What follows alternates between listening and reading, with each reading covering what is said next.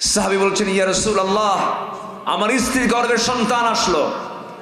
বললাম, যাও বাবার বাড়ি, ছেলে হলে নিয়ে আসবা, মেয়ে হলে জীবন্ত পুঁতে হত্যা করবে, এটা আমার অর্ডার। বউটা আমাকে না বলে মেয়ে সন্তান হয়েছে, মারে নাই, ধীরে ধীরে সন্তানকে বড় করেছে। সন্তানকে বড় করার পরে যখন 6 বছর বয়স, হঠাৎ করে আমার দৃষ্টিগোচর হলো, আমার চোখের সামনে পড়ে গেছে আমার মতো নখ, আমার মতো হাত, আমার মতো চোখ, আমার মতো কপাল, আমার মতো মাথার চুল। চট করে ধরে ফেললাম, বউটার সামনে দাঁড় করায় বললাম, বউ সত্যি করে বলো তো, আল্লাহর কসম করে বলো, এই সন্তানটা কার সন্তান? সঙ্গে সঙ্গে আমার বউটা বলতেছে, আপনার সন্তানের তথ্য আমি কতক্ষণ গোপন করবো, এই সন্তানটা আমাদের ঔরস থেকে এসেছে। হুজুর, আমি অগ্নিশর্মা হয়ে গেলাম, প্রচন্ড ক্ষেপে গেলাম, রেগে গেলাম। বউটাকে বুঝতে দিলাম না, সমাজের কারণে এতটাই পাশবিক হয়ে গেলাম, অভিনয় শুরু করে দিলাম। মেয়েটাকে কোলের মধ্যে নিয়ে আদর করে করে বলছি, মা তোমাকে আমি বহুদিন আদর করি না, তুমি আমার একমাত্র মেয়ে, তোমাকে বেড়াতে নিয়ে যাব। এইরকম করে আমি তাকে ফাঁকিবাজি করে ফাঁকি দিয়া সুন্দর পোশাক পরে নানির বাড়ির নাম করে রওনা দিলাম। নানির বাড়ির দিকে না রওনা দিয়ে আমি চললাম জঙ্গলের দিকে। জঙ্গল পার হচ্ছি, মেয়েটার মুখ ধীরে ধীরে ছোট হয়ে যাচ্ছে। জঙ্গল পার হয়ে গেলাম, সামনে দুপুরবেলা কোদাল হাতে নিলাম, গর্ত খনন শুরু করে দিলাম। বারবার মেয়েটা বলে, বাবা নানির বাড়ি তুমি নাকি যাবে, তুমি এখানে গর্ত খনন কেন করো, কি হয়েছে? হুজুর, মেয়ে তো জানে না আমি কার জন্য গর্ত খনন করতেছি। আমার মুখে দাড়ি ছিল, দাড়ির মধ্যে আমার মেয়েটা তার কচি হাত নখগুলো ঢুকায় দিয়ে আমার সেই দাড়ি থেকে ময়লাগুলো, মাটিগুলো সরায় সরায় বারবার দিচ্ছে। আমি ঘেমে যাই, ঘরমাক্ত দেহ থেকে ঘামগুলো মুছে দেবার জন্য গামছা দিয়া ঘামগুলো বারবার মুছে মুছে দিয়ে বলে, বাবা এত ঘামতেছো কেন, এত কষ্ট করছো কেন, গর্ত খনন করে তুমি কি করবা? আমার আদর করে, আমার দাড়ির ময়লা সাফ করে দেয়, আমার গায়ের ঘাম গামছা দিয়ে মুছে দেয়। আমি কিচ্ছু বললাম না। গর্ত খনন যখন শেষ হয়ে গেছে, মেয়েটাকে বললাম, মা দেখো তো গর্ত খনন কেমন হয়েছে। আমার মেয়েটা মুচকি হাসি মেরে গর্তের কাছে গিয়ে যখন উকি মেরে দেখতে দিয়েছে সরল মনে, আমি পিছন দিকে চলে আসলাম। পিছন দিকে চলে এসে সজোরে পিছন দিক থেকে এমন জোরে ধাক্কা মারলাম, এক ধাক্কায় বাচ্চাটা উপর হয়ে পড়ে গেল গর্তের মধ্যে। চট করে চিত হয়ে দুইটা হাত এক জায়গায় করে বলছে, বাবা বুঝতে পেরেছি আমার আম্মার কথাটাই সত্যি, আমার মার কথাই সত্যি। বাবা তুমি আজকে আমাকে মেরে ফেলার জন্য কিনে নিয়ে এসেছো। বাবা আমি জানি তুমি আজকে আমাকে মেরেই ফেলবে, কিন্তু একটাবার তুমি আমাকে চান্স দিয়ে দাও, একটাবার আমি তোমার কাছে প্রাণ ভিক্ষা চাই, প্রয়োজনে দুনিয়ার অন্য কোথাও গিয়ে লুকায়া থাকবো, তোমার সামনে চেহারা দেখাবো না, একটাবার তুমি আমাকে বাঁচার সুযোগটা দিয়ে দাও। বাবা তুমি আমাকে মেরো না। হুজুর, আমার দিলের মধ্যে চুল পরিমাণ মোহাব্বত জাগ্রত হলো না, শিরকিয়াতের কারণে পাশবিক হয়ে গেলাম। হাতের মধ্যে পাথর নিলাম, বড় ওজনের পাথর নিয়া আমার কলিজার টুকরা সন্তান চিত হয়ে শুয়ে থেকে বারবার আকুতি করছে বাঁচার জন্য। আমি চোখ বন্ধ করে একটা পাথর মেরে দিলাম, বুক বড় গিয়ে লাগলো, ফিঙ্কি দিয়ে রক্ত পড়ে গেল। ছটফট করতে করতে আমার চোখের সামনে আমি পাথর চাপা দিয়া, মাটি চাপা দিয়ে আমি তাকে জনমের মতো শেষ করে দিলাম। আমার নবীজি কথাগুলো শুনতেছিলেন আর বলছেন, ও আমার সাহাবী তুমি চিন্তা করো না সাহাবী, তোমার এইরকম একটা বড় গুনাহ তুমি করেছো, ইসলাম এনেছ, ঈমান কবুল করেছো, ঈমানটা গ্রহণ করেছো, এই গুনাহ আল্লাহ পাক তোমার জীবন থেকে মুছে দিয়েছে। আমার বন্ধুগণ, সেই বর্বর, সেই অসভ্য, সেই অজ্ঞ জাতিকে যদি রাসূল এক সুতার কাঠিতে আবদ্ধ করতে পারেন, কোনো তন্ত্রমন্ত্র দিয়ে নয়, দুনিয়ার কোনো বিধিবিধান দিয়ে নয়, দুনিয়ার কোন আইন কানুন দিয়ে নয়, কি দিয়া?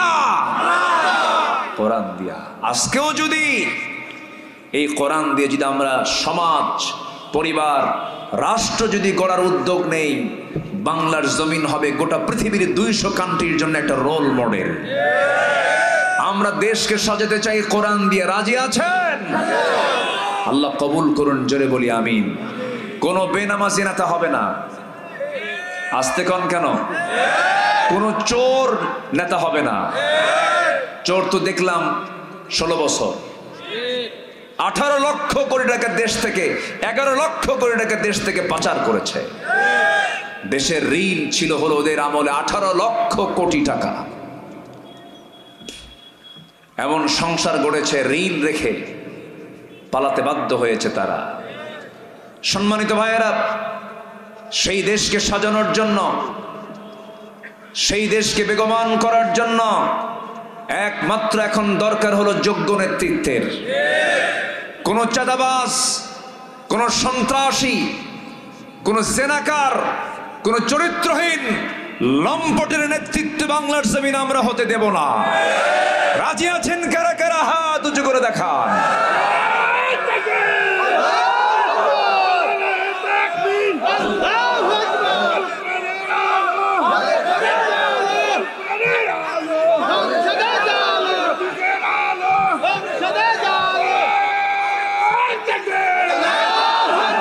আল্লাহ কবুল করুন, জোরে বলে আমিন। আমাদের দেখা কম হলো না। আমার মনে হয় ধোঁকা দেবার দিক থেকে গোটা পৃথিবীর মধ্যে সবচাইতে ধোঁকাবাজ নেতা হলো আমার দেশের নেতাগুলো। কষ্ট পাচ্ছেন? গবেষণা এসেছে, বৈদেশিক সাহায্য এই 53 বছরে যা এসেছে বাহির থেকে, এই দেশের বৈদেশিক সাহায্য যা এসেছে এর 75% চলে গেছে নেতাদের পকেটে। জনগণ পায় নাই। সব দেখা শেষ আমাদের। আমরা আর ধোঁকা খেতে চাই না, আমরা দেখতে চাই একটাবার কোরআন। রাজি আছেন তো সবাই? সবাইকে রাজি আছেন? যে নেতা নামাজ পড়বেন আগে বলবে তুই আগে নামাজ ধর, তোর বউকে পর্দা করা, ইসলাম মেনে চল, সুদের কারবার বাদ দে, মদের বোতল বন্ধ করো। এইভাবে আপনি নাসিহা করবেন। সম্মানিত ভাইয়েরা, মুগ্ধ জীবন দিয়েছে শহীদ আবু সাইদ, বুকটা পেতে দিয়েছে, গুলির সামনে মাথা নত করেনি। ঠিক কিনা? আবু সাইদ মারা যায় আর আমার দেশের মুফতিরা ফতুয়া দেয় ও শহীদ না। তুমি কোন কসু? তুমি কোন কসু হইছ? মরা এত সস্তা না, যত রক্ত লাগে দেব, প্রয়োজনে লোক পাঠাবো, আমি যাব না। কি ঠিক কিনা বলেন? এই চরিত্র আবু সাইদের ছিল না। আবু সাইদ মুগ্ধরা রিয়ালি দেশকে ভালোবাসে, জুলুম থেকে বাঁচার জন্য 18 কোটি মানুষকে জগদ্দল পাথর থেকে বাঁচানোর জন্য তারা বুকের তাজা প্রাণ ঢেলে দিয়েছে। আর এরা ফতুয়াবাজি করে। কষ্ট পাচ্ছেন নাকি? কথা বলবো? সবাই কথা শুনতে রাজি আছেন? ইবাদত কবুল হবে 1 নাম্বার, সেটা হলো মুনাফিকি বাদ দিতে হবে। বুক মুখ 2 রকম না 1 রকম? বলেন, বুক মুখ 2 রকম না 1 রকম? এক মুখে যা বলবো বুকেও তা রাখবো, বুকে যা রাখবো মনে যা রাখবো মুখেও তা বলে ফেলবো। যার বুক এবং মুখ এক নাই হলো টাটকা মুনাফিক। আছে না নাই? সামনে সালাম দেয়, ভাই আমি আপনার দারুণ ভক্ত, শুধু ঘুরলি হারামজাদা। এরকম চরিত্রের লোক আছে না নাই বলেন তো? আছে না নাই? আল্লাহ ওরে জাহান্নামের ভিত্তি উদ্বোধন করবেন মুনাফিক দিয়া। আল্লাহ মুনাফিক থেকে বাঁচান আমাদেরকে। জোরে বলি আমিন। আরো জোরে আমিন। মুনাফিকরা ইসলামের ক্ষতি করেছে সবচেয়ে কম না সবচেয়ে বেশি? সবচেয়ে কম না সবচেয়ে বেশি? বেশি। মুনাফিকি বাদ দেব। অনেকগুলো পয়েন্ট তো, আমি বেশি লম্বা সময় নিয়ে আমি টানতে পারছি না। আসেন আবার 2 নম্বরে, ওই বান্দার ইবাদত কবুল হবে না যে বান্দা নামাজে অলসতা করে। অলসতা আছে না নাই? ফজর নামাজে মসজিদে যায় না। মুনাফিককে চেনা যায় হলো, মুনাফিকরা জোহরও পড়ে, আসরও পড়ে, মাগরিবও পড়ে, কিন্তু মুনাফিকদের চেনার 2টা পয়েন্ট আছে, সেটা হলো ফজরে আর এশার নামাজ ওরা পড়তে পারে না। এখন বলেন, যারা ফজর এবং এশার নামাজ না পড়তে পারে তাহলে তার মধ্যে কিসের খাসলত বলেন তো? আস্তে কয়, আরো জোরে, আরো জোরে। মুনাফিক। ফজর কি সবাই পড়বো? ইনশাআল্লাহ। আস্তে বলে, সবাই কি পড়তে রাজি আছেন? আমার নবীজির হাদিস, রাসূল বলে দিয়েছেন, যদি কোনো বান্দা ফজর নামাজ এবং এশার নামাজ যদি বাজামাতের সঙ্গে আদায় করে, গোটা রাত নফল নামাজ কিয়ামুল লাইল করে করে রাত্রি জেগে জেগে দাঁড়িয়ে দাঁড়িয়ে রুকু সিজদা করলে যে সওয়াব হবে, তার চেয়ে বেশি সওয়াব আল্লাহ রাব্বুল আলামিন তার আমলনামায় দিয়ে দেন। একটা ইতিহাস মনে পড়ে গেল আমার, বলবো? কোনো কষ্ট নাই তো? আপনার পাশে থেকে যদি কেউ উঠতে চায় জোর করে ধরবেন, একটু বসায় দিবেন। ওঠে কেন? একটা মানুষ যখন উঠতে নেয় তখন তার হাঁটুর সাথে আরেকজনের মুখ লেগে যায়। এখানে উঠবেন কেন? এটা কি ওঠার জায়গা? বরং যেখানে আরো আসার জায়গা। এটার বরকত যে কি, এটা যদি মানুষ বুঝতো, কি যে বরকতময় জায়গা। এখন এখানে ফেরেশতারা শুধু বলতেছে আল্লাহ গুনাহগুলো মাফ করে দাও, এত বরকত এটা। বসেন, যতক্ষণ থাকবেন গুনাহ শুধু ঝরতে থাকবে। বসতে থাকেন, বসুন সবাই। আমার নবীর সামনে এক মহিলা সাহাবী এসে বললেন, ইয়া রাসূলুল্লাহ, আমার কি বিয়ে নাই? আমার কি বিয়ের কিসমতে নাই? আমার নবীজি খুব ফ্রি ছিলেন, সবার সঙ্গে ফ্রি হয়ে চলতেন। সাহাবীরা রাসূলের সঙ্গে মানে ফ্রি হয়ে কথা বলতেন, কোনো ভয় পেত না। নবীজি ভয়ের কোনো মানে অপশন রাখেন নাই। রাসূলকে দেখে যে কেউ ভয় পেত এমনটা না। রাসূল ছিলেন মুখ গমটা মানুষ না হাসি খুশি মানুষ? হাসি খুশি। পেটে খাবার নাই কিন্তু মুখের হাসি ফুরাতো না। দেখবেন কিছু কিছু লোক আছে হাসেও না কান্দেও না। কিছু লোক আছেন এরকম ধরনের। ওদের বউরা যে সংসার কেমনে করে আমার বুঝে আসে না। ওদের বউরা হয়তো মাঝে মাঝে দোয়া করে, আল্লাহ এই মরবে কোন দিন। একটু হাসি থাকা দরকার। আমার নবীজি সবার সঙ্গে মিশে যেতেন। এক মহিলা এসে বলে, হুজুর আমার কপালে কি বিয়ে আছে? কেন? কই বিয়ে তো হয় না আমার। রাসূল বললেন, কেন? বিয়ে তো অবশ্যই হবে, আমার অনেকগুলো সাহাবী আছে, বিয়ে হয়ে যাবে, যাও। ওই মহিলা সাহাবী বললেন, ইয়া রাসূলুল্লাহ, আমি তো জেনে তেন পুরুষকে পছন্দ করি না। আমি সেই পুরুষকে আমি পছন্দ করব, সে আমার স্বামী হবে যে জামাতের সঙ্গে 5 ওয়াক্ত নামাজ পড়বে, রমজান মাসে রোজা রাখবে, 5 ওয়াক্ত নামাজ পড়বে, রমজান মাসে রোজা রাখবি। শুধু 5 ওয়াক্ত নামাজ পড়লেই হবে না, কিয়ামুল লাইল তাকে করতে হবে। এবং রমজান মাসে রোজা রাখলেই হবে না, তাকে গোটা বছর নফল রোজা রাখতে হবে। এই জাতীয় শর্ত যখন দেওয়া হলো, নবীজি মুস্কি মুস্কি হাসি মেরে বলছেন, এ কেমন জাতীয় শর্ত হলো? গোটা রাত নামাজ পড়বে, 5 ওয়াক্ত নামাজ পড়বে, রমজান মাসে রোজা রাখবে, গোটা বছর রোজা রাখবে, বইয়ের হক আদায় হবে কখন? কি কথা কি বুঝতেছেন? এত বড় শক্ত শর্ত যখন নবীর কানে চলে গেল, রাসূল বললেন, ঠিক আছে মহিলা, দেখি আমি চেষ্টা করে দেখব, দেখি কি করা যায়। নবীজি প্রস্তাব দিলেন। হঠাৎ করে সামনে থেকে একজন স্বামী মুস্কি হাসি মেরে বলছে, হুজুর আমি রাজি আছি, আমি তারে বিয়ে করব। বিয়ে হয়ে গেল। বিয়ে হয়ে যাওয়ার কয়েক মাস পরে নবীর সামনে মহিলা এসে বলতেছে, ইয়া রাসূলুল্লাহ, যে শর্তের ভিত্তিতে বিয়ে হয়েছিল আমার স্বামী কোনো শর্ত রাখে নাই, সব শর্ত ভঙ্গ করেছে। রাসূল বলেন, মহিলা, তুমি যার বিরুদ্ধে নালিশ করতে এসেছো সে তো তোমার স্বামী হতে পারে, কিন্তু সে তোমার সাহাবী। এক মুখে কথা শুনবো না, তোমার স্বামীকেও হাজির করো। বিচারকের দায়িত্ব এক মুখে কথা শোনা না, 2 মুখে কথা শোনা। বিচারের শর্ত কি? 2 মুখে কথা শুনতে হবে, মুখোমুখি হতে হবে। কিন্তু বিগত 16 বছর যে রায়গুলো হয়েছে, 2 পক্ষ না 1 পক্ষ। অটো রায়। কি রায়? অটো রায়। সাকা চৌধুরী নাম শুনেছেন তো? সালাউদ্দিন কাদের চৌধুরী। সালাউদ্দিন কাদের চৌধুরী, যাকে ট্রাইব্যুনালের রায় দিয়ে চট্টগ্রামের বড় একজন নেতা ছিল, হেভিওয়েট একজন নেতা ছিল।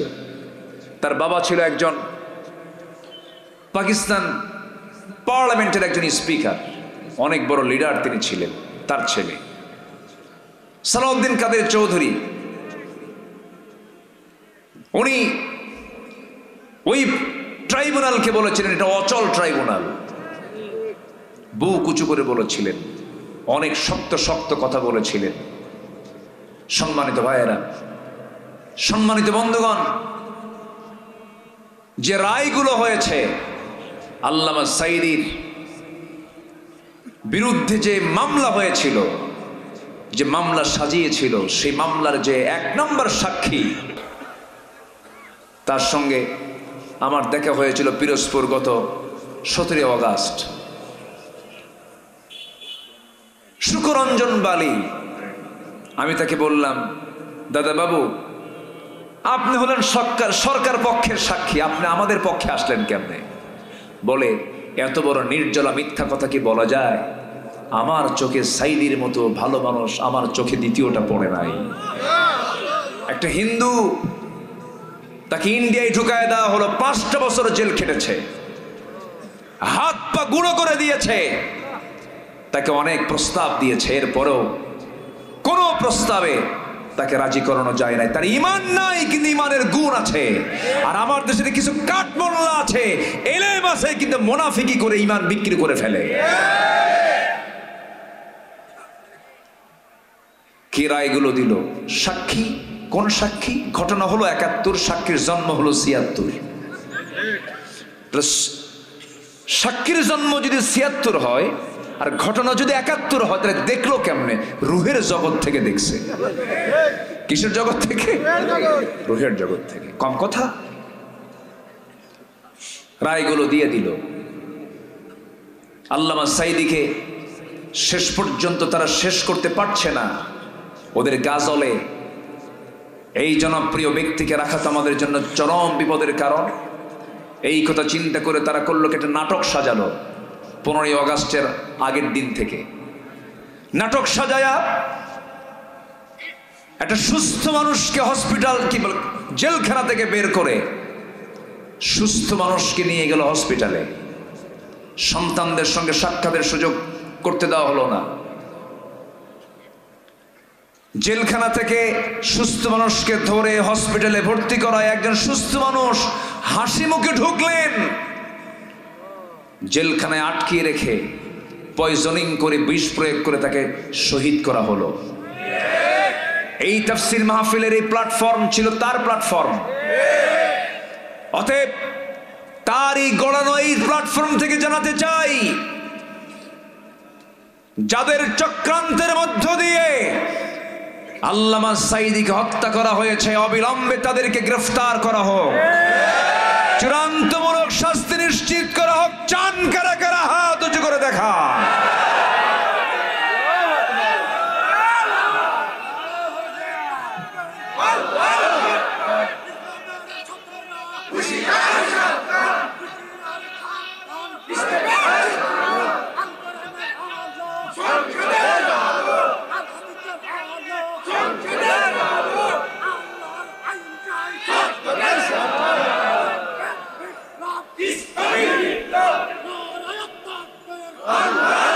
আল্লাহ কবুল করুন, জোরে বলে আমিন। খুনির কোনো ক্ষমা নাই, ঠিক কিনা? যে খুনি, তার কোনো ক্ষমা আছে? কোনো ক্ষমা নাই। আহারে, মেরে ফেললো, আগুনটা ধরায় দিল কেমনে? মরা লাশ গাড়ি সহ, প্রিজন ভ্যান সহ পুড়ে দিয়েছে। সম্মানিত ভাইয়েরা, এইগুলো, এই যে সদ্য ঘটে যাওয়া প্রতিটি হত্যার বিচার অবশ্যই হওয়া সময়ের দাবি। আসতে বলবেন না, জোরে বলুন, ঠিক কিনা? কম জ্বালান জ্বালায় নাই। এই 16 বছর জেলখানায় ছিল সাধারণ মানুষ বেশি না আলেম ওলামা বেশি? আমারও নিয়ে গেছিল, আমার নিচে সবার আগে শুরুর দিকে। 2014 সালে আমার প্রথম মামলা হয়। 2000 সালে এই সরকার যখন 96 আসে, 96-এর শেষে 2000-এর একটু আগ দিয়ে তারা একটা আইন পাশ করেছিল, জননিরাপত্তা আইন, মানে গদি নিরাপত্তা আইন পাশ করেছিল। সে আইনের ধারায় আমার বিরুদ্ধে মামলা হয়। সেই সময় ব্যারিস্টার মওদুদ আহমদ হাইকোর্ট থেকে একটা আগাম জামিন আমি নেই। এরপরে আবার নির্বাচন হলো, সরকার নতুন চলে আসলো। আবার 2008-এর পরে এই গভর্নমেন্ট আসার পর যে মামলা হয়েছে, সেই মামলায় আমাকে জড়ানো হয়েছে। 2018 সালের দিকে হঠাৎ করে পুলিশ আমার বাড়িতে ঘেরাও করে ফেলেছে, ধরে নিয়ে চলে গেল। জেলখানায় ঢুকলাম, বলে হুজুর একটু থাকেন। ঢুকলাম ভিতরে, সামনে এক মুরব্বী দাঁড়ানো জেলখানার ভিতরে, আমার দেখে সালাম একখান লম্বা দিল, দিয়ে কয় হুজুর আপনি জেলখানায়, খুব খুশি হয়েছি। বললাম এটা আবার কেমন কথা? জেলখানায় ঢুকলাম আমি, আপনি খুশি হলেন কেন? হুজুর দূর থেকে ওয়াজ শুনি, এত শখ, মুসাফা করব পারি না, কথা বলবো পারি না, মনের তৃপ্তি মতো আপনাকে দেখার এত ইচ্ছা পারি নাই, আর এত সহজে ধরা দিলেন, এ কি বেজার হওয়ার কথা? বয়স 85 বছর তো, উনি ওনার আবেগ থেকে বললেন। বললাম চাচা আপনি কেন জেলখানায়? কে বাবা আমার বিরুদ্ধে মামলা দিছে, কি বিস্ফোরক।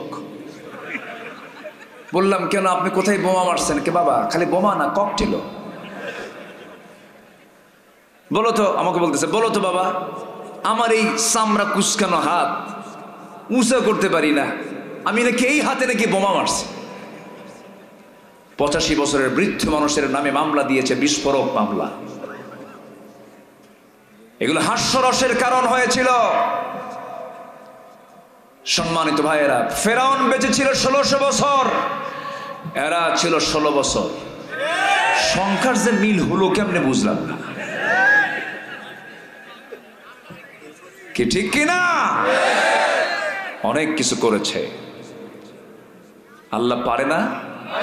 আল্লাহ পারে না? খালি কই খেলা হবে, এই কথাটাই তো আপত্তিকর। এই কথাটা নোংরা কথা, যারা নোংরা নেতা তারা এই জাতীয় কথা বলতে পারে। কিসের খেলা হবে? আমরা কোনোদিন খেলতে আসিনি দুনিয়া, আমরা ইবাদত করতে এসেছি দুনিয়াতে।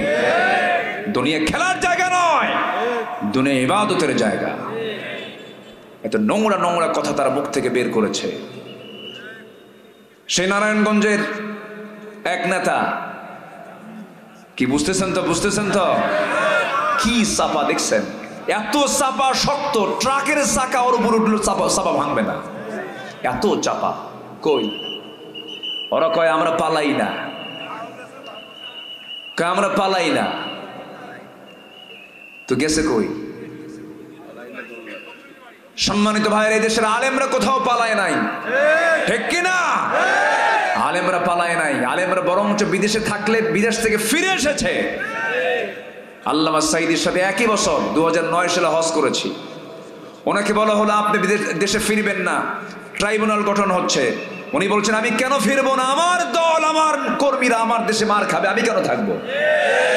উনি ফিরে এসেছেন দেশে, জেল কেটেছেন 13 বছর, শেষ বিদায় নিয়েছেন হাসি মুখে, জাতিকে বুঝায় দিয়েছেন আমি খুশি। আলেমরা পালায় না, ওরা রাজাকার বলে গালি দিয়েছে, পাকিস্তানের রাজাকার বলেছে, কেউ পাকিস্তান যায় নাই। আর এই সমস্ত বেয়াদবরা সব ভারতের দিল্লি গিয়ে জমা হয়ে গেছে। হ্যাঁ, সব তো জানেনি তো। সম্মানিত ভাইয়েরা, আমরা দেশকে ভালোবাসি, কি দেশকে ভালোবাসি না? আমরা দেশকে ভালোবাসি না? দেশে 18 কোটি মানুষ, কতগুলো পরিবার, মুসলিম পরিবার, কাউকে বিয়াই বানালো না, বিয়াই বাড়ি বানাইছে আমেরিকা। দেশের ভালোবাসা আমরা বুঝি। ব্যবসা বাণিজ্য দেশে করো, দুর্নীতি করেছো দেশের টাকা দেশে রাখো। যারা দেশের টাকা পাচার করে তাদের ফাঁসি হওয়া উচিত, ঠিক কিনা? দেশকে কারা ভালোবাসা আমরা জানি। রাগ করছেন নাকি? রাগ করছেন? এই মাহফিলকে বন্ধ করে দিয়েছে যারা, কারা? যারা বন্ধ করে দিয়েছে তারা শিক্ষা নয় ইতিহাস থেকে। কোরআনকে অচল করলে তোমরা অচল হয়ে যাবা, কোরআনকে অচল করতে পারবে না। সবাই কি নামাজ পড়তে রাজি আছেন? এক মহিলার কথা বলতেছিলাম, মনে আছে আপনাদের? বলবো? লাইনে যাই, আবার যাই, লাইনে যাই। কতক্ষণ আছেন আপনারা? হ্যাঁ, সারা রাত? ও ওরে, গ্রামার তো ভালোই খাটায় দেখি। 20 তারিখে দাওয়াত দিয়ে 21 তারিখে নিবে। আমার আগামীকাল মাহফিল বেশি দূরে না, মাত্র হবিগঞ্জ। কি কথা কি বুঝতেছেন? মানে সিলেট। আবার তারপরের দিন মাহফিল হলো বেশি দূরে না, চট্টগ্রাম। জি, সব দিকেই তাকাতে হয়। কিন্তু লক্ষ্য করলাম এই সাইডটা আপনারা অফ করেন নাই কেন? প্রচন্ড ঠান্ডা বাতাস আমার গায়ে লাগতেছে। এই বাতাসটা লাগলে আমি তো রুগী হয়ে যাব, ঠান্ডা লাগবে। বাতাস লাগলে এখন সমস্যা না, একটু ঢেকে দেওয়া লাগতো মনে হয়। তো যাই হোক, আমার দিকে তাকান। ওই মহিলা সাহাবীর কথা মনে আছে? এসে স্বামীর বিরুদ্ধে নালিশ করতেছে কার কাছে? নবীর কাছে। রাসূল বললেন, আমি তো মানবো না তোমার কথা, তোমার স্বামীরে ডাকো। দুজনকে এক জায়গায় করলেন। এবার রাসূল বলছেন, মহিলা বলো, 5 ওয়াক্ত নামাজ ভালো মতো পড়েছে কিন্তু জামাতে পড়ে নাই। রমজান মাসে রোজা রেখেছে কিন্তু সারা বছর রোজা রাখে নাই। গোটা রাত কোরআন তেলাওয়াতের কথা ছিল, গোটা রাত সে কোরআন তেলাওয়াত করে নাই। আমার রাসূল বলছেন, সাহাবী, তোমার বউটা যে সমস্ত কথাগুলো বললো এটা কি সঠিক নাকি? হুজুর, সব ভুল কথা, আমি একটাও বাদ দেই নাই। স্বামী কয় এক কথা, বউ কয় আরেক কথা। কি এরকম লাগে না? মাঝে মাঝে লাগে না? স্বামী স্ত্রীর দ্বন্দ্ব হয় কি না? মনে হয় সব ফেরেশতা বসে আছেন আপনারা। স্বামী স্ত্রীর দ্বন্দ্ব কি লাগে না? লাগে না? হ্যাঁ, লাগে কি না? আর আমারও তো লাগে। না লাগলে মহব্বত হবে কেমনে? একটু অভিমান, একটু একটু রাগারাগি, একটু ক্ষোভ, একটু অভিমান, অনেক কিছু অনুরাগ আসে, এতে মহব্বতটা আরো গাঢ় হয়। সারাদিন কথা কয় না, সন্ধ্যার দিকেও কথা কয় না, হঠাৎ করে আপনি একটা ডাক মারছেন, কি আসে না নাই? বলেন তো, আসে না নাই? কত কি হয়। কিন্তু মাওয়াদ্দাত ওয়া রাহমাহ, আল্লাহু আকবার, আল্লাহ তাআলা স্বামী স্ত্রীর মধ্যে রেখে দিয়েছেন শুধু মহব্বত না, রহমত। যেরকম সুবহানাল্লাহ, মহব্বতও আছে, রহমতও আছে। এটা বেহেশতি ফ্লেভার। আলহামদুলিল্লাহ বলেন। কি ফ্লেভার বলেন তো?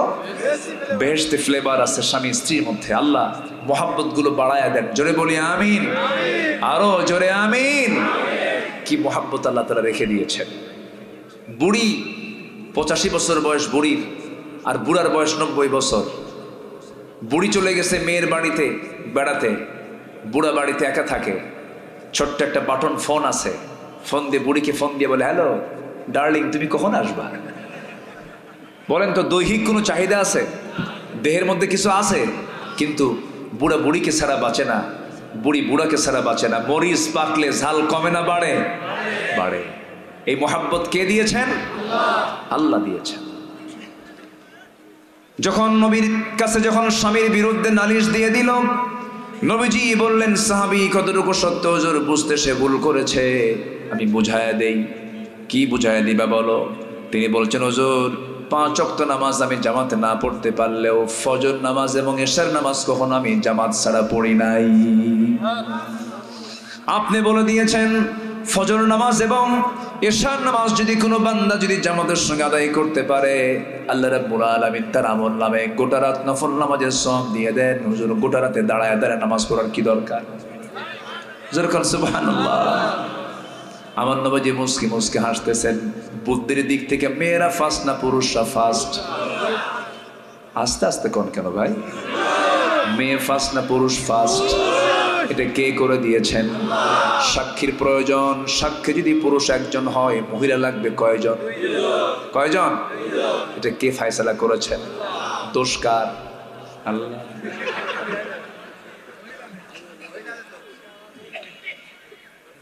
মেয়েদেরকে সম্পত্তি অর্ধেক করে দিয়েছেন, তাও আল্লাহর ফয়সালা। এর মানে আমার মা ভুল বুঝবেন না, আল্লাহ আপনাদেরকে জ্ঞানটা অর্ধেক করে দিয়েছেন, একটু কম করে দিয়েছেন। কারণ সমান সমান বুদ্ধি হলে কি বোঝেন না, কি হবে? ফাইট হবে। আল্লাহ বোঝেন তো, বুদ্ধি সমান সমান হলে পরে মিলবে না, দুইজনই বুদ্ধিজীবী হয়ে যাবে।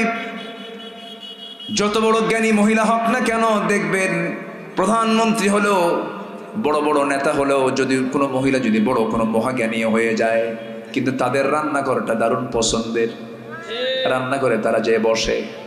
আবার মেয়েদেরকে যখন আপনি প্রশংসা করবেন, পুরুষকে প্রশংসা করলে পরে পুরুষ মাইন্ড করে, আর মেয়েদের যদি আপনি প্রশংসা করতে নিয়ে বলেন তুমি আমার চোখে, আপনি যদি আপনার বউকে বলেন খুব সুন্দর, আয়নার সামনে গিয়ে বলবে না আমি আসলেই সুন্দর, ঠিক কিনা?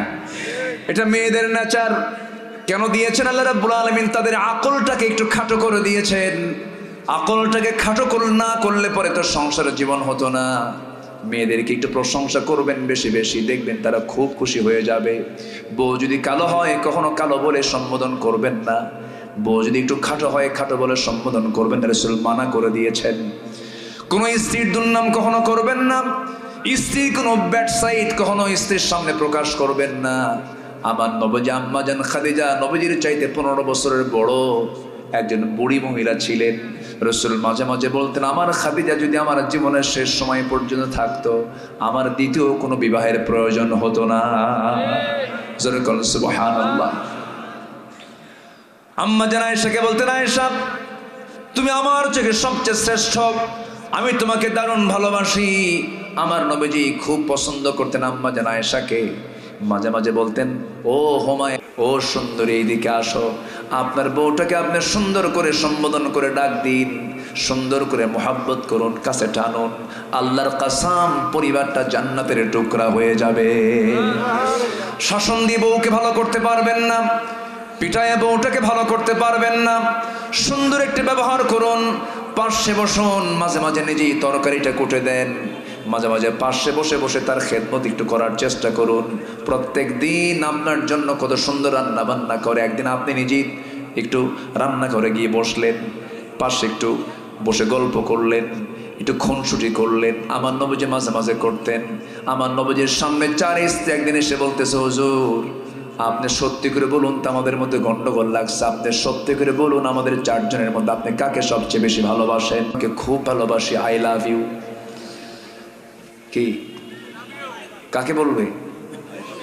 আজ থেকে কাকে বলবেন? স্ত্রীকে, নিজের বউ কিন্তু। এটার জন্য মনে থাকে, তাহলে বউকে আই লাভ ইউ বলা জায়েজ আছে না নাই? উহিব্বুক, আমি তোমাকে দারুণ ভালোবাসি আয়েশা, এই যে তোমাকে 2টা খেজুর দিয়ে গেলাম, এই তথ্য যেন কোনো আমার স্ত্রীর কানে না যা আমি তোমাকে খুব ভালোবাসি। কিন্তু এই কথা বলে আম্মা জান আয়েশার ঘর থেকে আবার অন্য বউয়ের ঘরে ঢুকলেন, অন্য স্ত্রীর ঘরে গিয়ে একই কথা বলেন, 2টা খেজুর দিয়ে আসলেন। 4 স্ত্রীর ঘরে 8টা খেজুর সমান করে দিয়ে একই কথা একই বক্তব্য দিয়ে পছন্দ করে মোহাব্বতটা দিয়ে চলে আসলেন। পরের দিন সকালবেলা বুক ভরা আশা নিয়ে 4 বউ একসাথে রাসূলের সামনে হাজির হয়েছে। বলতেছে হুজুর আপনি আজকে বলতে চেয়েছেন আপনি কাকে সবচেয়ে বেশি ভালোবাসেন? আমার নবীজি মজা করে বলতেছেন আমি তাকেই সবচেয়ে বেশি ভালোবাসি, গত রাত্রিতে আমি যাকে লুকায় লুকায় 2টা খেজুর দিয়ে আসছি। যা জোরে বলে সুবহানাল্লাহ। কি কন্ট্রোলিং পাওয়ার! বিশ্বনবী শুধু নবী না, স্বামী বটে। আল্লাহু আকবার বলে। ম্যানেজ করেছেন সবকিছু তিনি। কি কন্ট্রোল তার মধ্যে ছিল! যুদ্ধে গিয়ে যোদ্ধাদের কন্ট্রোল করেছেন, পরিবারে এসে সন্তানদের কন্ট্রোল করেছেন, সাহাবীদেরকে নিয়ে নামাজে কন্ট্রোল করেছেন। প্রত্যেকটা জায়গায় আমার নবীজি মডেল। আল্লাহু আকবার বলেন। এবার বলছেন ও মহিলা, তোমার স্বামীর বিরুদ্ধে তুমি যে নালিশগুলো করেছো, তুমি তো বুঝতে পারো নাই তোমার স্বামীতে কোনো কিছুই বাদ দেয় নাই। 2 রাকাত নামাজ জামাতে পড়েছে, গোটা রাতের নফল নামাজের সওয়াব হয়ে গেছে। ঘুমানোর পূর্বে হুজুর আমার বউটাকে নিয়ে আমি যখন ঘুমাতে গিয়েছি, আমার বউটা এবং আমি একই বালিশে শুয়ে পড়েছি। যখন ঘুমাতে যাব সূরা ইখলাস 3টা বার আমি তেলাওয়াত করেছি। সূরা ইখলাস 3 বার তেলাওয়াত করে করে আমি নিজেও পড়েছি, আমার বউকে শোনাইছি। আপনার বর্ণিত হাদিস, যদি কোনো বান্দা ঘুমানোর পূর্বে যদি 3টা বার সূরা ইখলাস পড়ে ঘুমায়, গোটা কোরআন খতমের সমান সব তার আমলনামায় আল্লাহ রাব্বুল আলামিন দিয়ে দেন। হুজুর গোটা রাত বসে বসে কোরআন তেলাওয়াতের কি দরকার? এবার রাসূল বললেন ও আমার মহিলা সাহাবী, তোমার স্বামী তো কোনো কিছু বাদ দেয় না। হুজুরে সে যে এত চালাক তাকে আমি জানছি নাকি? যেরকম সুবহানাল্লাহ। রাসূল মিলায়া দিলেন। কি করলেন? মিলায়া দিলেন, যাও সংসার করে খাও। আমার নবীজির কাছে যে কোনো জটিলতা নিয়ে কেউ আসতো সমাধান করে দিতেন। আর আমার দেশের কিছু মাতব্বর আছে, সমস্যা নিয়ে গেলে আবার সমস্যা আরো বাড়ায় দেয়, আছে না নাই? যুবকরা ওই মাতব্বরে ছুটাই দিবা। কোনো বেনামাজি মাতব্বর থাকবে না, কোনো বেনামাজি সুদখোর মদখোর মসজিদ কমিটির মধ্যে থাকবে না, ঘাট ধাক্কা দিয়ে বের করে দিবা। এখন সময় এগুলো সব ছাঁটাই করো। হ্যাঁ, রাগ করতেছেন নাকি? এটা কোরআন বলে দিচ্ছে, ইন্নামা ইয়ামুরু মাসাজিদাল্লাহি মান আমানা বিল্লাহ। মসজিদের দায়িত্ব পালন করবে বেনামাজি না নামাজি? সুদখোর না রোজাদার? চোর বাটপাররা মসজিদের দায়িত্ব কেন নেবে? রাগ করলেন নাকি আপনারা? আসেন দোয়া করে দিই। নাম্বার 3, আল্লাহ এবং রাসূলের সঙ্গে যারা অবাধ্যতা এবং সীমা লঙ্ঘন করবে। আমি যেখান থেকে তেলাওয়াত দিয়ে শুরু করেছিলাম, দেখেন মূল পয়েন্টটা আসতে কত সময় লেগে যাচ্ছে।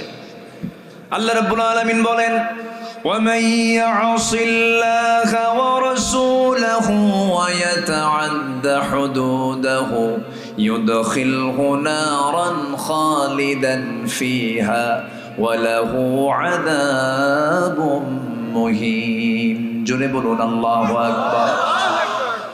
আল্লাহ এবং রাসূলের সঙ্গে যারা সীমা লঙ্ঘন করবে, আল্লাহ তাদেরকে চূড়ান্ত জাহান্নাম দিয়ে দিবেন, স্থায়ী জাহান্নাম দিয়ে দিবেন।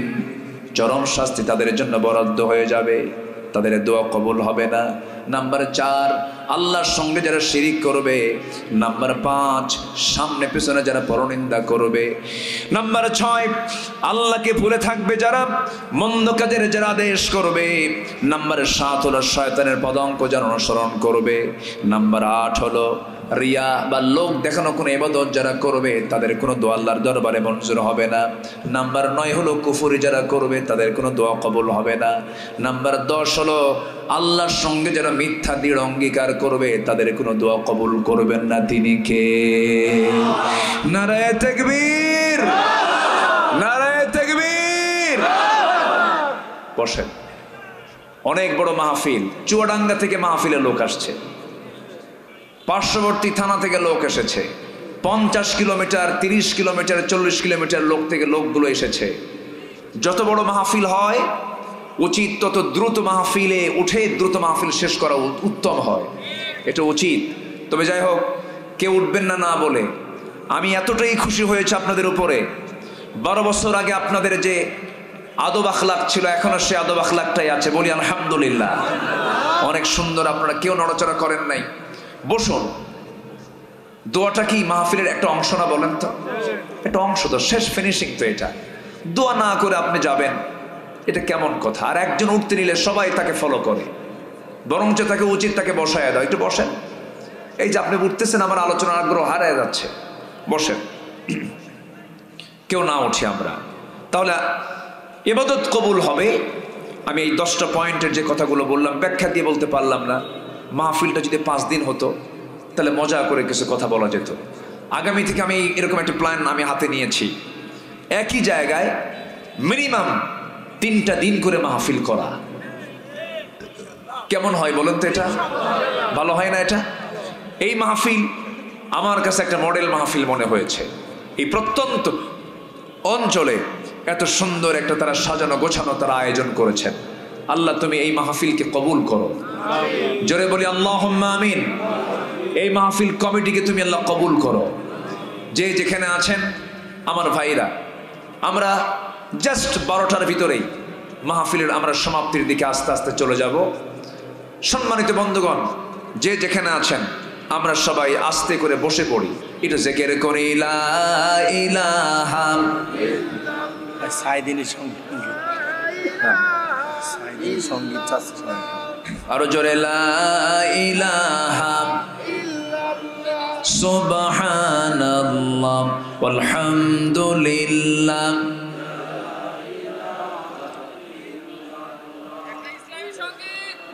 আরো জোরে লা ইলাহা।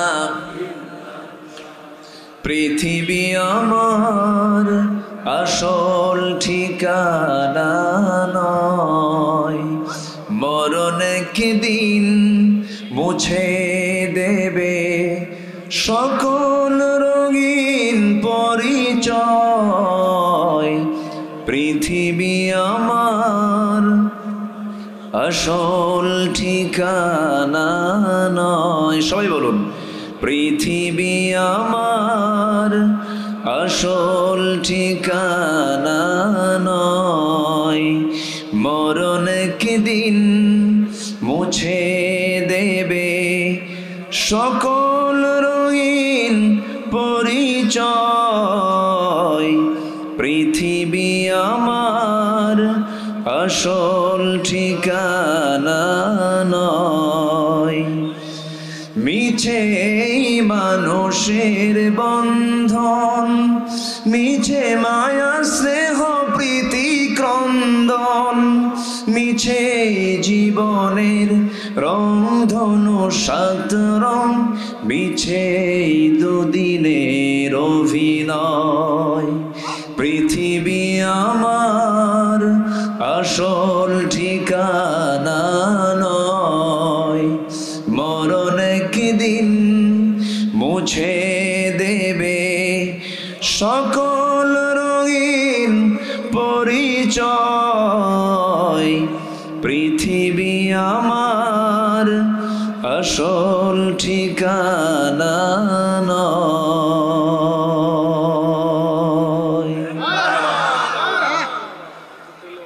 ওকে, আর কিছু?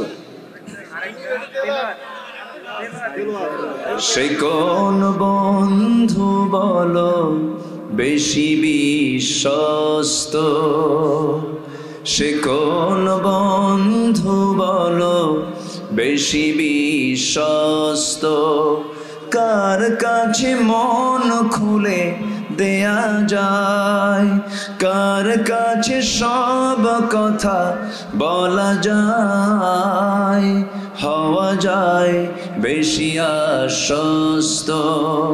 তার নাম আহমদ বড় বিশ্বস্ত, আহমদ বড় বিশ্বস্ত। যে জন কখনো ব্যথা দিতে জানে না, যে জনকে বলি মুছে দেয় বেদনা। রাসূল কি কখনো কষ্ট দিয়েছেন? যে জন কখনো ব্যথা দিতে জানে না, যে জনকে বলি মুছে দেয় বেদনা। হৃদয়ের হাহাকার আপন করে নিতে আর কার বুক এত প্রশস্ত। তার নাম আহমদ বড় বিশ্বস্ত, আহমদ বড় বিশ্বস্ত, আহমদ বড় বিশ্বস্ত।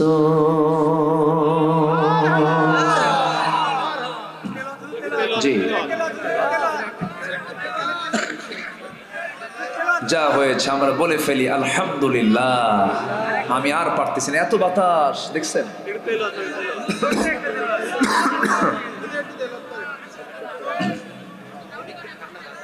দেখছেন কি বাতাসটা মারতেছে।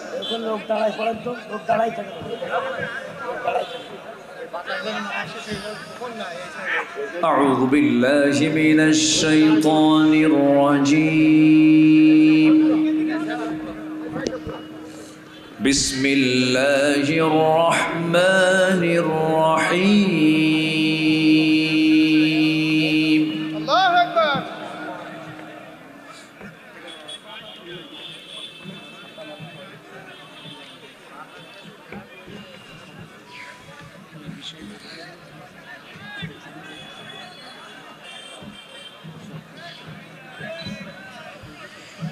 الذي جعل لكم الأرض فراشا والسماء بناء وأنزل من السماء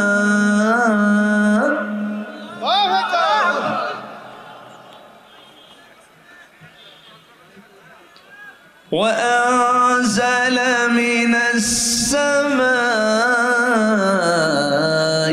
ماء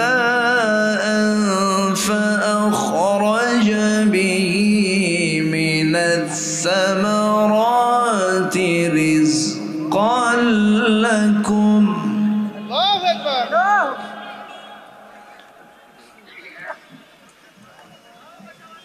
فلا تجعلوا لله أندادا وأنتم تعلمون.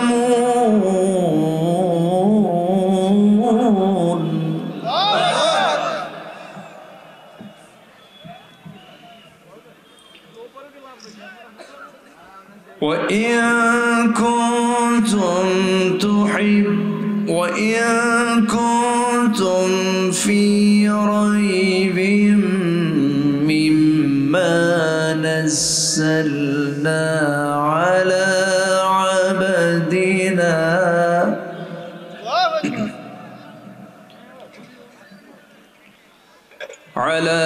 عبدنا فأتوا بسورة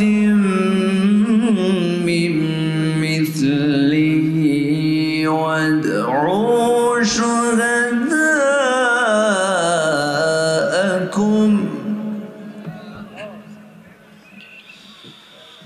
وادعوا شهداءكم من دون الله إن كنتم صادقين.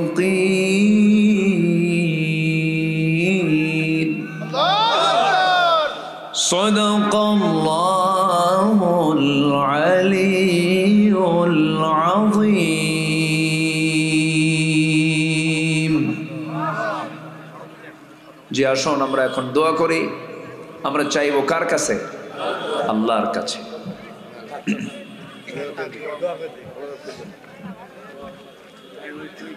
আমি সবার কাছে দোয়া চাই, সবাইকে আমার জন্য দোয়া করবেন।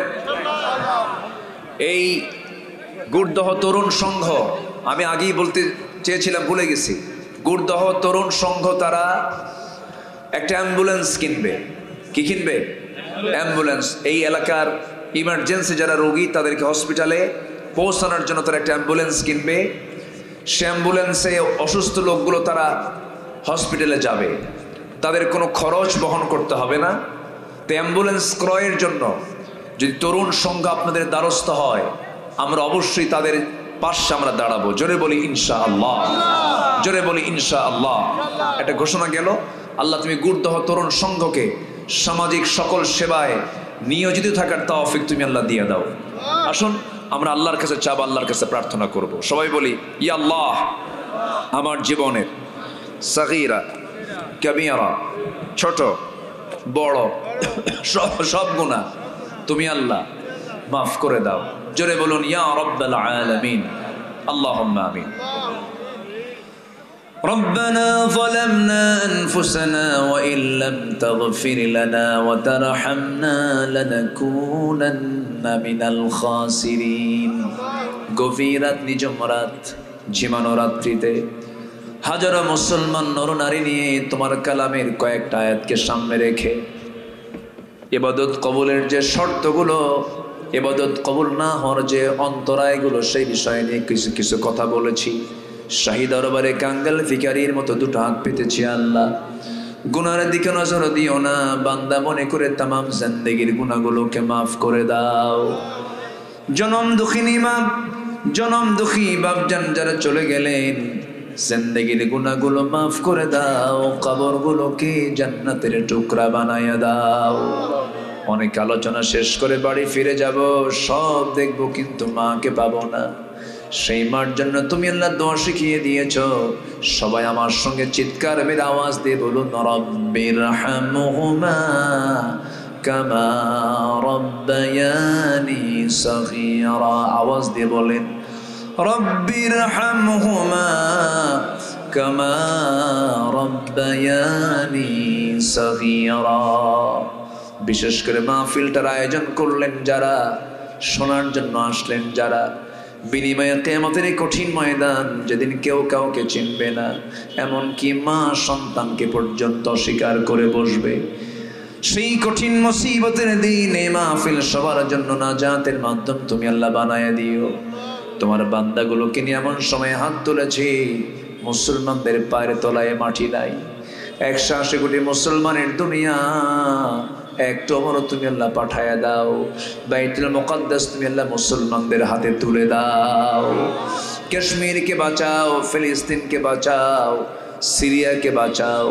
আয় আল্লাহ তাআলা মেহেরবানি করে গোটা বিশ্বের মুসলিম শক্তিকে তুমি আল্লাহ একটা প্ল্যাটফর্মে আসার তৌফিক তুমি আল্লাহ দিয়া দাও। সুজলা সুফলা শস্য শ্যামলা সোনার বাংলাকে তুমি আল্লাহ দ্বীনের জন্য, কোরআনের জন্য তুমি আল্লাহ কবুল আর মঞ্জুর করে নাও। দুনিয়া থেকে কোন দিন বিদায় নেব জানি না, ডান হাতে আমলনামা না আসা পর্যন্ত কবরে নিও না। বাবা গেল, মা গেল, ভাই গেল, বোন গেল রে, কত আত্মীয় স্বজনের লাশ কবরের সময় দিলাম। আমি একদিন মরে যাব রে, সবার কাছে সংবাদ চলে যাবে মরে যাওয়ার সঙ্গে সঙ্গে থাকার সুযোগ আর পৃথিবীতে নাই রে। টান মেরে কবরের দিকে নিয়ে যাবে, সন্তানগুলো ছটফট করবে, বউটা পাগলির মতো হয়ে যাবে রে, চাবি নিয়ে ঘুরবে আর বলবে এই সংসারের চাবিটা আমি কার হাতে দেব রে। কবরের সহায় দেবে রে, বাঁশ চাপা দেবে, মাটি চাপা দেবে, 24 ঘন্টা যাবে না রে। মাথার চুলগুলো খসে খসে পড়বে, চামড়াগুলো গলে গলে পোকার পেটের খাবার হয়ে যাবে। পোকা দেখে ভয় পেতাম, সেই পোকার পেটে আমার দেহ চলে যাচ্ছে রে। এই তো দুনিয়ার জীবন, 7 দিন লাগবে না, পেটের নারী ভুঁড়িগুলো সব চোখ মুখ কান নাক দিয়ে বের হওয়া শুরু হয়ে যাবে। কিম্বুত কিমাকার চেহারা হয়ে যাবে রে। মাথার চুল শ্যাম্পু দিলাম, তেল দিলাম, কাজে লাগলো না। চামড়ায় কত তেল দিয়েছি, সাবান দিয়েছি, কত কি লাগিয়েছি, কোনো কাজে লাগলো না রে। মাত্র 3টা মাসের ব্যবধান। কবর খনন করে যদি দেখা হয় কয়েকটা হাড় ছাড়া কিচ্ছু মিলবে না সেই কবরের মাটিতে। আল্লাহ তোমার কাছে ফরিয়াদ করি, সে অন্তিম সময় যখন চলে আসবে জবানে জারি করে দিও লা ইলাহা ইল্লাল্লাহ মুহাম্মাদুর রাসূলুল্লাহ। আসসালামু আলাইকুম ওয়া রাহমাতুল্লাহি ওয়া বারাকাতুহু।